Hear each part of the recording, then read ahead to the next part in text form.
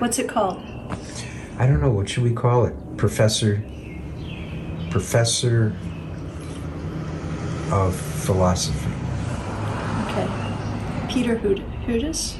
Peter Hudis, Professor of Philosophy. Okay. We'll maybe change the name. So Okay. we'll find something to do. Tell me when I should start. Go ahead.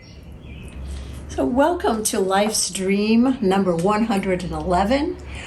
We have interviewed our neighbor, Dr. Peter Hudis. So this will be Life's Dream number 111, Peter Hudis. Dr. Hudis is an important voice that has risen to the top on race, class, and gender, especially since the Black Lives Movement. He is an author of 3 very important books. I have 2 here, exploring important political figures. He's written journals, and his writings have been included in many books. He is a professor of philosophy and humanities at Oakton Community College, and he has taught at Loyola University as well. He travels the globe extensively, giving lectures on political science. International scholar, author of 45 books translated in 20 languages, Peter McLaren calls Dr. Hudis one of the most important thinkers of our generation. Simply put, Dr. Hudis shares, philosophy is about reawakening our sense of wonder about the world, allowing us to encounter with fresh eyes and in new ways the purpose and meaning of our existence. I could listen to Peter for hours. Me too. He's interesting, he makes you think, and oh, lucky us, he is our upstairs neighbor. So please enjoy Peter.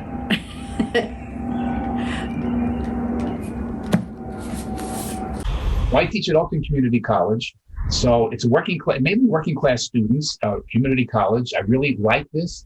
I used to teach at Loyola, but I took the position when they offered me one at Oakton for a number of reasons. One of which, however, is it's great to be with teach graduate students, or it's great to teach students who have a long knowledge of philosophy, and I still do that because I've been on a number of dissertation committees as an external reader.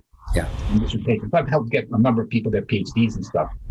But the nice thing about teaching at a community college level is 95% of the students who take my class in philosophy have no knowledge of philosophy and have no interest in philosophy. And don't even realize, they've probably taken the course to fulfill a gen ed requirements or something. But the beautiful thing, and of course, a lot of them you're not going to reach. You try your best to try to teach them how to read a philosophical text, think logically, and try to figure out think analytically and be able to take apart an argument, construct your own philosophical arguments. But I tell you, there's no greater feeling than when a student suddenly at a certain point says, "Oh gosh, this is what it's about," and you can just see the eyes lighting up. It's like, "Oh, I have a new way of seeing the whole world. I never thought of things this way. I never thought of these questions." And it's like you want to get them when they're young, right? And in that kind of state. At least that's where I want to get them. And it's a struggle because we're living in a culture where people don't read anymore. At least they don't read in a serious way. When I grew up, I didn't grow up in an intellectual background. I don't think my father ever read a book cover to cover in his life. He read 3 newspapers a day, so we had endless arguments over politics over the dinner table.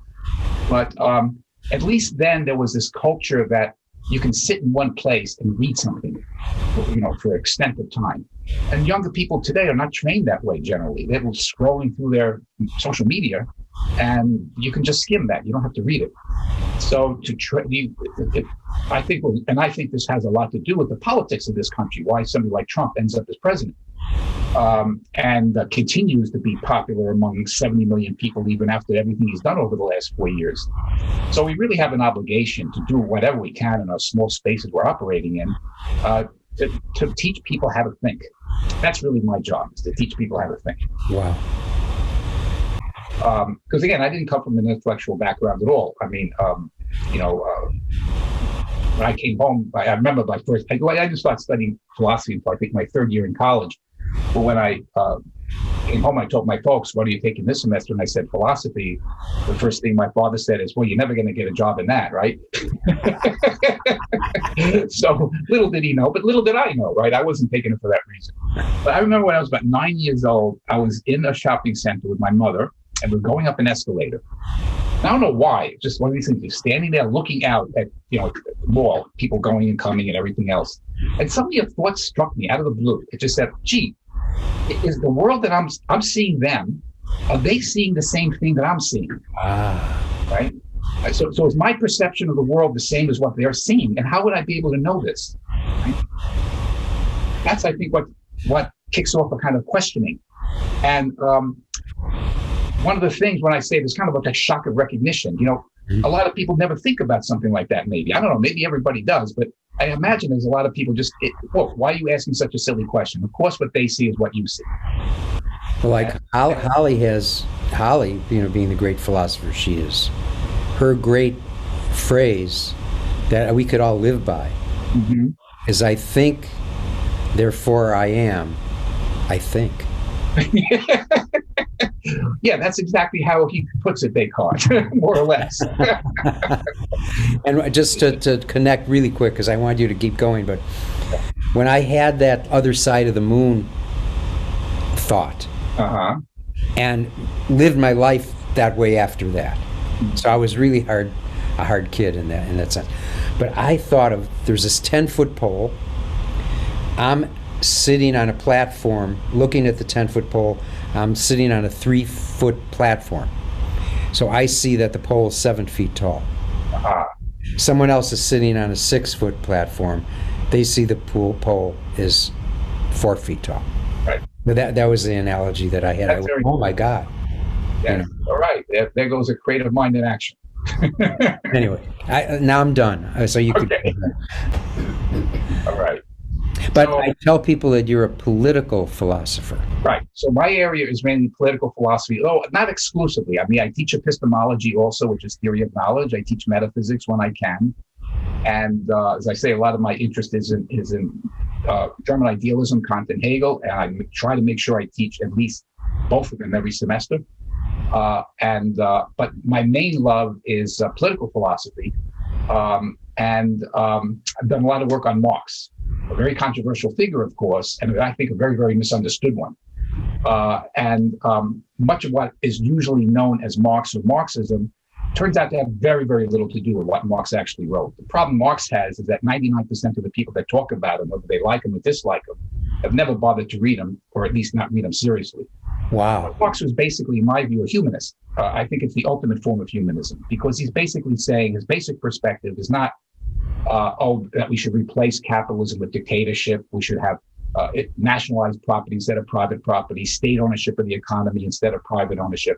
None of these things Marx advocated. Why people say he did is a mystery to me, because it's just not there in the text. And he argued against those positions, by the way, in many texts. But Marxism as a movement has many different varieties, just like any ideology or any religion or any point of view. So try to explain how many versions of Judaism there are. Well, there's Jimmy is right. So there's a lot of variants of Marxism, and the variant that I am attracted to is actually a minoritarian current, but still it's getting more attraction the last number of years and more attention, and that is a humanistic Marxism. Erich Fromm was a good example of a person who made a big influence in my life, who read Marx as a humanist and actually published what is called the Humanist Essays of the Young Marx. In his early writings, Marx explicitly says he's a humanist. So I think the basic reason Marx is very fascinating to me is he says the basic problem of modern society is that human relations take the form of relations between things. That is, human relations take on the form of relations between things, objects. We become thingified. So, I mean, for instance, we buy and sell commodities. There's nothing really particularly wrong about that, because commodity exchanges existed long before capitalism. But it's only in capitalism that you get a situation where you treat yourself as a commodity by selling yourself for a wage. You say to the capitalist or the businessman or whatever, I will offer so much of my labor time to you, I'll sell it to you, and we'll negotiate a wage. which is another way of saying you're being treated, and in fact, allowing yourself to be treated as a commodity. Now, of course, we do that because there's no other choice, right? I mean, it's not like we can go back to the farm and grow our own fruits and vegetables and support ourselves with subsistence agriculture like in the old day, where you didn't sell yourself as a commodity. But in the modern world, just because something is constantly repeated, that it's customary, doesn't make it natural. This is the main thing I try to bring out to my students, that try to keep away from words like natural and normal, except when it pertains to biological and physiological issues. Because what one culture thinks is normal or natural, or one period of history thinks is normal or natural, is not. And what my cellist was told, she had broken her collarbone. Mm-hmm. She went to a doctor. I sent her to my Hatha yoga teacher because he's a sports medicine guy. Mm-hmm. And he said, "So what did your doctor say?" And she said, "Well, the doctor said I'm healing well and I should be able to live a normal life." Mm-hmm. And Gabe said, okay. Why would anyone want to live a normal life? That's right. I never wanted to live a normal life, and I can say one thing I haven't. So this question of human relations taking on the form of relations between things. We're not things. We're still human beings, but our relationships take on thing-like formations. And I think that's the root problem of modern existence. It's why we have alienation. Marx was really the first thinker of alienation. And since Marx, of course, alienation is discussed in the arts and culture and music. It's expressed in painting and psychology, anthropology. And it's a huge, huge, huge issue, alienation. Marx got the ball rolling on that because he saw the fundamental problem of following the Industrial Revolution is that increasingly human relations become thingified, commodified. Now, that may seem not to have any really direct relations to something like, let's say, other human relations that don't really pertain to like the labor process or economics or production processes, et cetera, like sexism and racism. But what is sexism really about if it's not treating another person as a sexual object rather than as a person, right? And what is racism about if not looking at somebody and determining something about them, not on the basis of who they are as an individual, but on the basis of a presupposition you have about them based on their skin color. So in other words, racism is also a form of thingification. Thingification. Thingification. Is that your word? No, it's not my word. The German word actually gets translated into English as reification, but that's not a word that's used very much in common everyday language, but that is more precise word. To reify something is to take something living and turn it into something dead. Of course, literally not dead in the sense that we're still living even when we are treated as a thing. Because if I'm treated as a thing, I can be treated as a thing, just like a slave is treated as a thing. But in most extreme forms of domination, this is very easy to see. But I'm still can never be turned into a thing. I mean, this is one thing the great philosophers teach us, going back to Descartes, which is, I think, therefore I am, I think. Because what basically is involved in that, Descartes was asking himself, he's asking himself this in the 1640s, right? I mean, the technology wasn't what we have today. In the 1640s, he already asked the question, in principle, would it be possible for me, Descartes was a scientist, so as well as a philosopher, so it was a pertinent issue, could I create a human being from mechanical parts? Can I take like some bits of flesh or wire or wood or metal or whatever, and in principle, could we ever get to technological level? And he actually tried to make a wrist. It didn't work, of course, but can I create a human being from organic or inorganic materials? And he concludes in thinking this matter out, that even if I was the greatest craftsman on earth with the most amazing technology, which he couldn't even imagine in the 1640s, in principle, it's not possible because all of those are elements of thinghood, things. But there's something about a human being that's not mechanical, right? We love, we have friendships, we feel emotions, right? We have all these affective dimensions of ourselves as well as cognitive ones. So where does that come from? This cognitive, emotional, affective dimension. It doesn't come from our physicality. Descartes argues it's got to come from somewhere else. Now, that's a whole nother debate. But the great philosophers always recognize this. You can treat somebody like a thing, but a person can never be made into one. In a sense, that's I think the basic point of Orwell's 1984. who, by the way, was a socialist humanist of a sort. He definitely was a socialist who, opposed both the Soviet Union and statist communism, but he was also critical of Western capitalism. And what's the real issue in 1984 as a novel is it possible to completely destroy a human being? Can a totalitarian state or any state completely manipulate a person as in the way you would manipulate a thing? And that's left open in the book, right? Because Winston at the end of the book is kind of turned virtually into a thing. But even at the end of the book, he's still thinking. Which is why also I'm very, very critical of the way in everyday discussion now we talk about artificial intelligence, like machines think. Computers don't think, they process information. Right. Rearrange material that's been fed to them. A 2-year-old has a cognitive ability that no computer can even come close to matching. I'll just give you a simple example of that. If I ask you or anybody else, or a 2-year-old, I asked this of my niece when she was 2 to test her out. What do you? How large is the color blue? If I ask somebody a question like how large is the color blue, they look at me like I'm nuts. That's a ridiculous question. You can't answer it, right?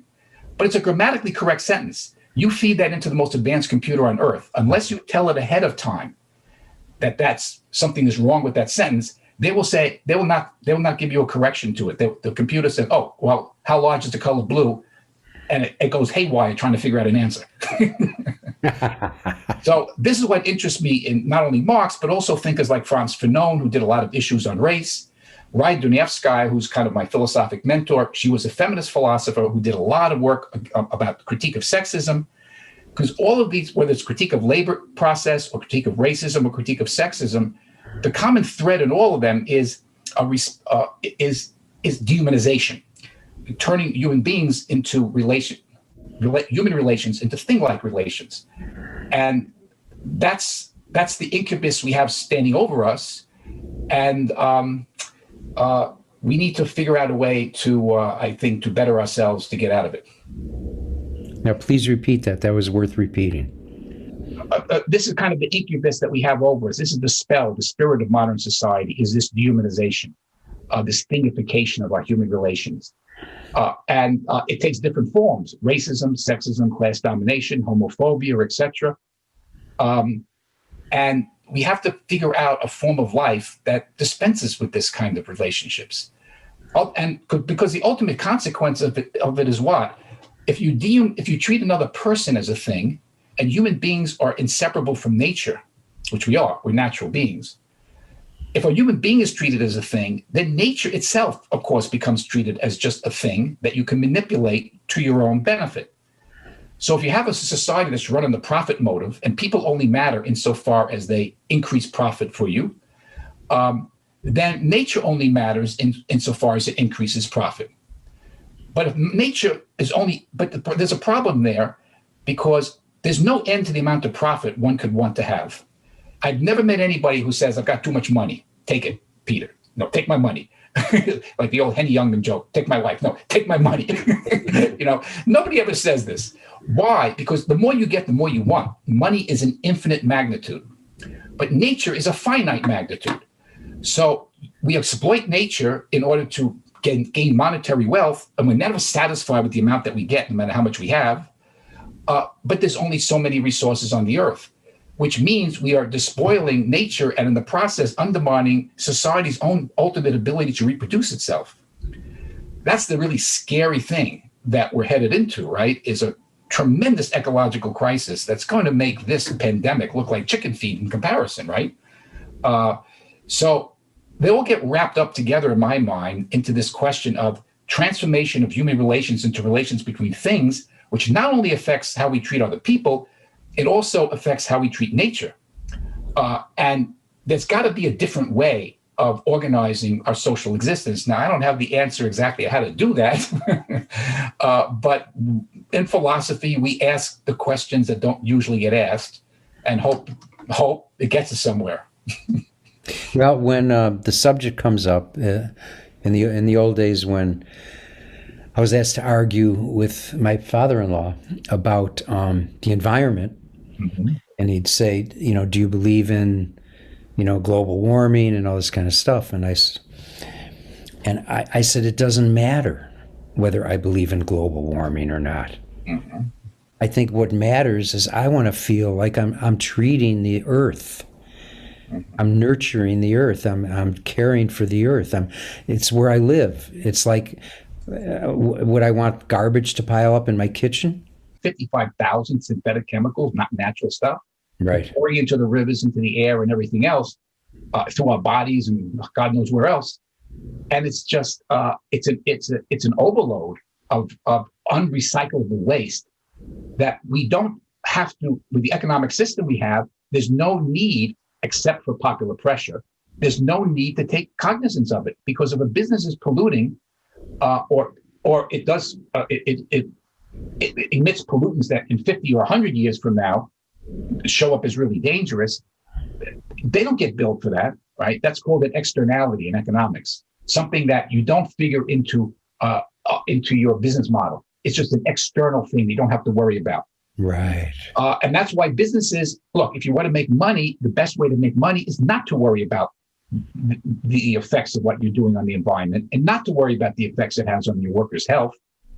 And so this is why I always want to emphasize to people, especially my younger students who may not have traveled or seen much of the world, I say, look at my clothes that I'm wearing, look at the shoes that I'm wearing. All of this is being made by people overseas who are making $60 a month, working in sweatshops, working 70, 80 hours a week. And if they try to organize a union, they get shut down, right? Like in places like Cambodia or Bangladesh, China, of course, not to mention China.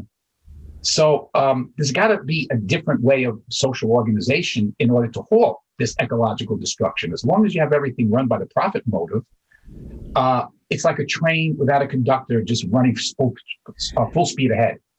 And at a certain point, it's going to run off the rails. I mean, it hasn't happened yet, but it's only a matter of time unless something happens. Walter Benjamin, the great Jewish philosopher from the 1930s in Germany, without talking about the environment, because he didn't know about that then, but he was witnessing the rise of fascism. And he said, history is kind of a locomotive without an engineer. And it's heading towards a kind of disaster point. And he said, the only choice now is that we throw ourselves in front of the train for the sake of our generation. Well, it seems like philosophers and artists who wouldn't be philosophers and artists if their life had anything to do with money. Mm-hmm. That's right.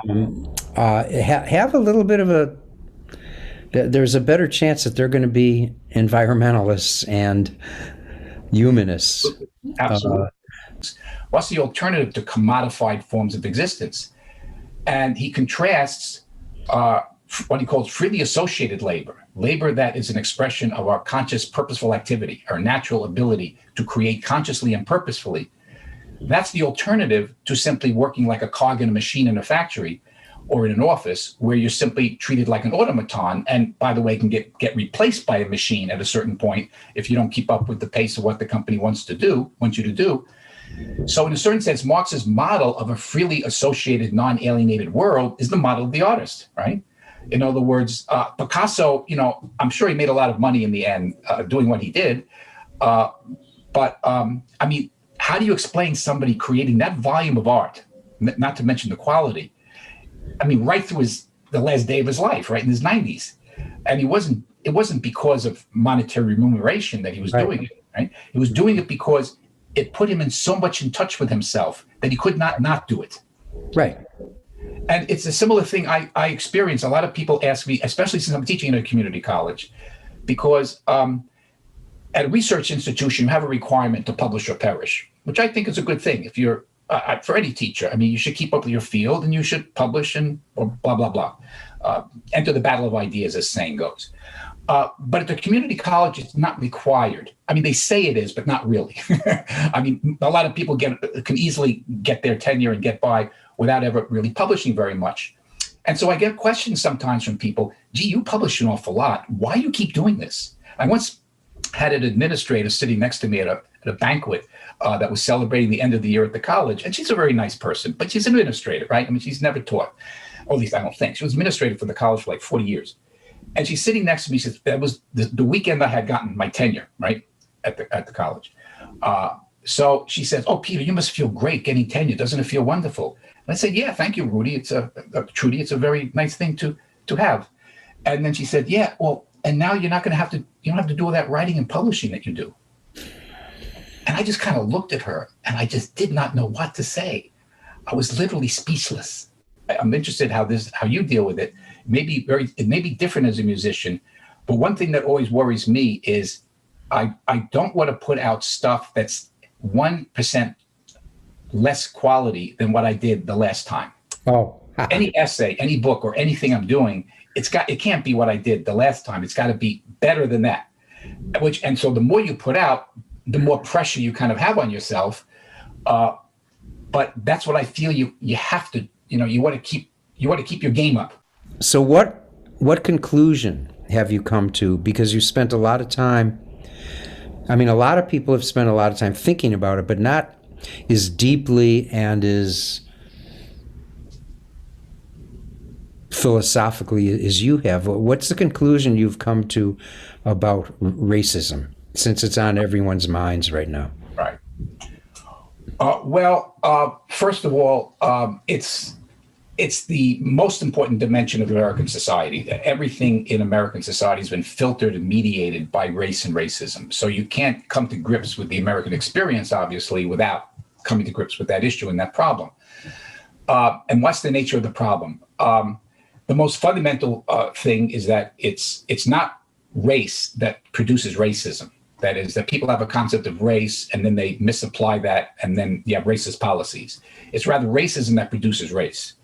That the very conception that we are inhabiting different races is a completely artificial construction of the mind that has no biological basis whatsoever. Any more than the fact that my earlobes look a little bit different than your earlobes means. I noticed that, and it's really disturbing, Peter. That's right. Well, I have slightly bigger ones, Size matters. So, but why do we judge people on skin color, but not on earlobes or other things? It's simply because of a series of historical accidents, which I think date back to the 1500s, 14, 15, 1600s, that for reasons having to do largely with economics, a segment of the population in Africa was withdrawn from that continent, subjected to the most horrible form of slavery that probably ever existed. It was much worse than Greco-Roman slavery or other forms of slavery because it was race-based and very brutal. And then to justify that, people had to believe that the people they're enslaving are less than human. Right. So what you end up getting from this is a concept of race, that people inhabit these boxes, okay? And some are at the top and some are at the bottom. And from that issues the racist practices that are, of course, rooted in economics, but over time, it influences more than economics because it produces a sort of a way of seeing. You look at the other person without realizing it, and right away you're making value judgments about them based on a very superficial characteristic like their skin color. And you don't even know you're doing it, but you're doing it because, well, for hundreds of years, this has been programmed into us to view people this way. So it's not a tangent, but we'll do it or throw it in. The first thing I say in every philosophy class is, okay, what's this class about? The class is about learning how to think critically, critical thinking. But what is critical thinking? Critical thinking is not criticizing somebody else or something else. Critical thinking is being willing to criticize the lens by which you look at the world and the way you relate to other people. So we all have a lens or a perspective, a standpoint, a vantage point by which we view things. And we take for granted that is natural and normal. We don't think to self-reflexively examine it and say, hey, maybe it's not the best lens that I can bring to this issue. Maybe I have to polish my lens, alter my lens, maybe get rid of it and replace it with another one.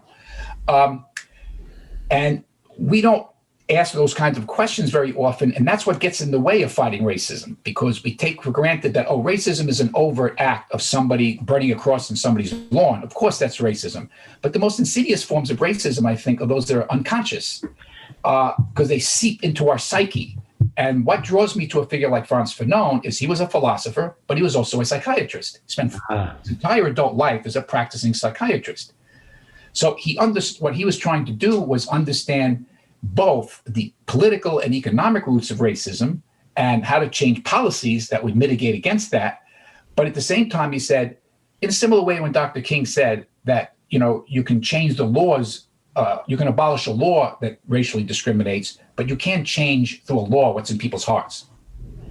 for that, a lot more is needed. And so Fanon, his psychiatric practice was very much about dealing with victims of racial discrimination and trying to give encouragement to people to recognize how to get out of the sense of inferiority or subordination that they're subjected to because of it. So that's what attracts me to this. It's a combination of a psychological, philosophical approach, and why I think it's become more important. And his work, I mean, he died in 1961, Fanon, at 36 years old. I mean, died very young, tremendous thinker, but I mean, amazing loss. He died of leukemia in 1961.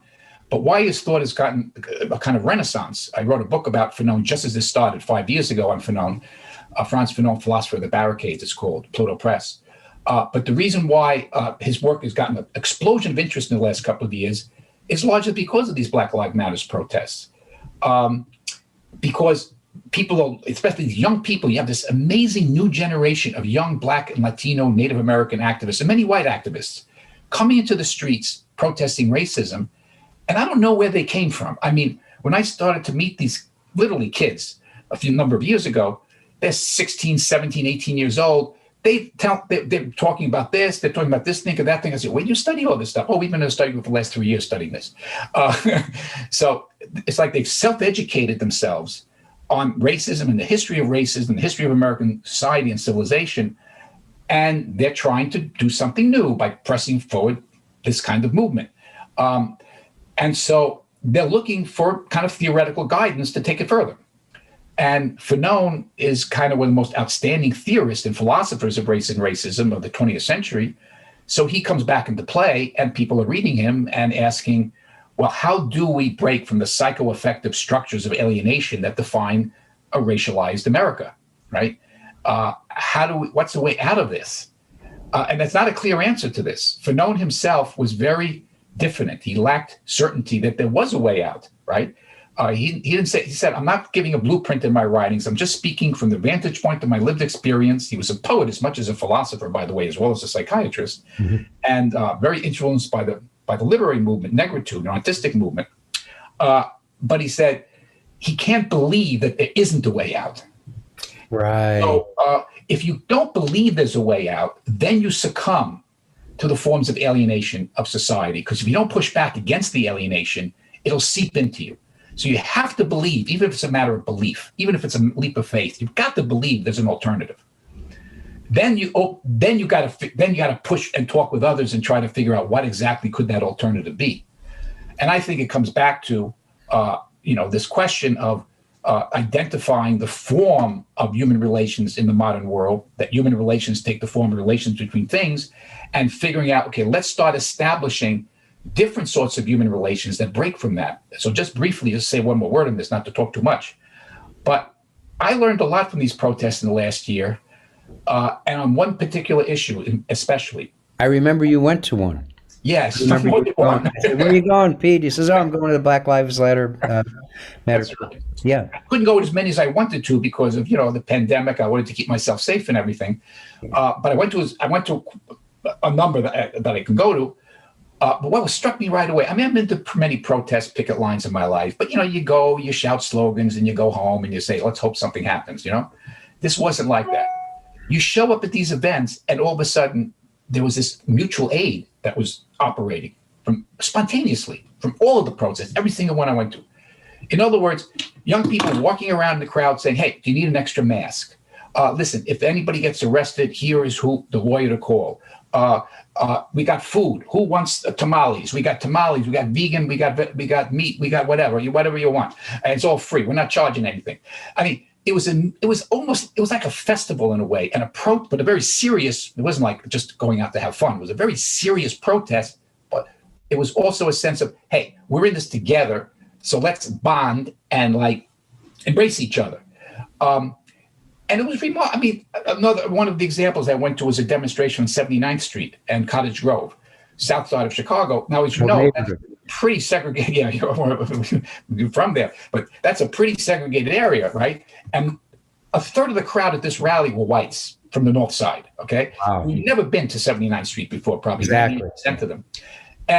But the sense of community as we were marching, as people were getting together, and there was like a street forum before the rally. people just sat together in a big circle and talked out what their problems are.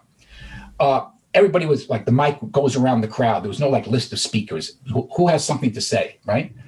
So that kind of stuff I see in that a form of human relationship that breaks from this, human relations taking the form of things. It's right within the protests themselves. It's like a seed or an embryo of a different way of living that could be generalized and scaled up, I think.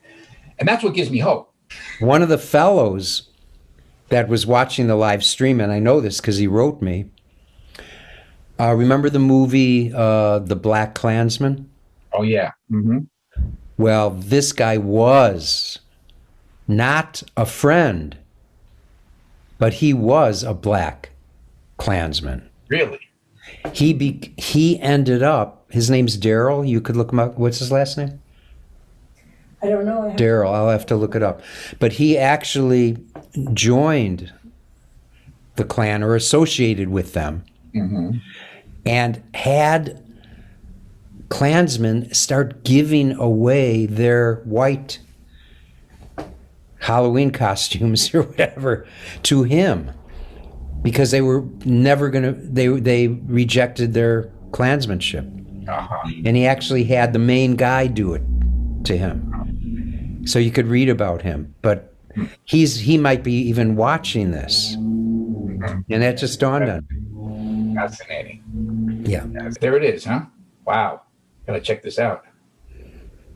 He converted hundreds of KKK members. Amazing. Daryl Davis. Thanks for letting me know about him. And he's a musician and a great piano player.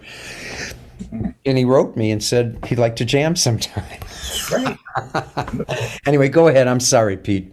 So I'm online at a movie theater, and there was a little small Jewish neighborhood we have, then the Italian neighborhood, the Irish, and the Puerto Rican a little further south. But anyway, good number of people, Jewish, undoubtedly, online to movie theater. And there was two older Jewish women who were standing in front of me, and I heard them talking, and they were complaining about blacks moving into the neighborhood, right?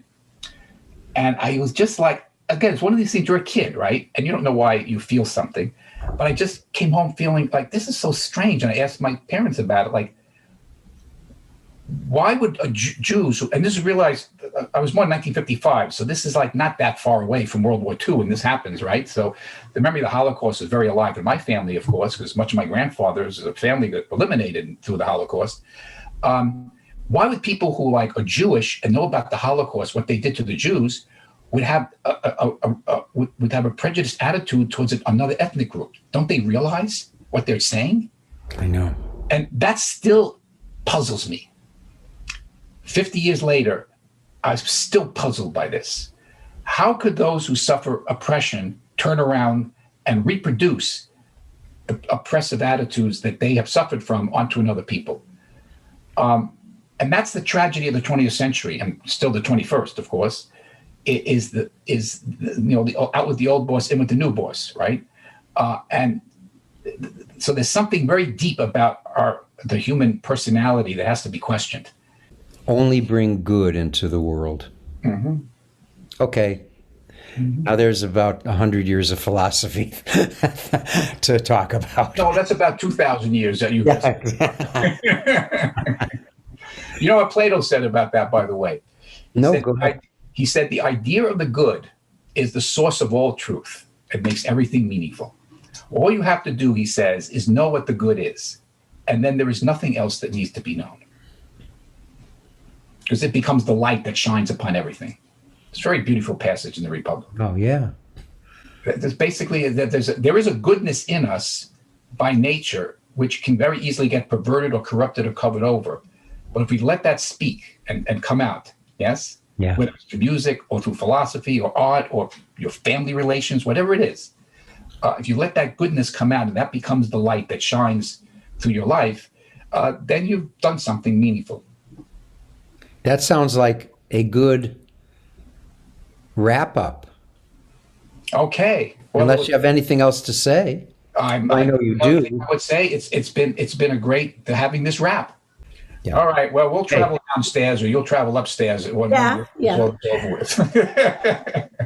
Okay, buddy. Okay. Okay. Thanks a lot for the opportunity. It's great talking That to was you. brilliant. Thank you. Brilliant. very Thanks much. so much, Peter. Thanks. All right. Love to Eric. All right.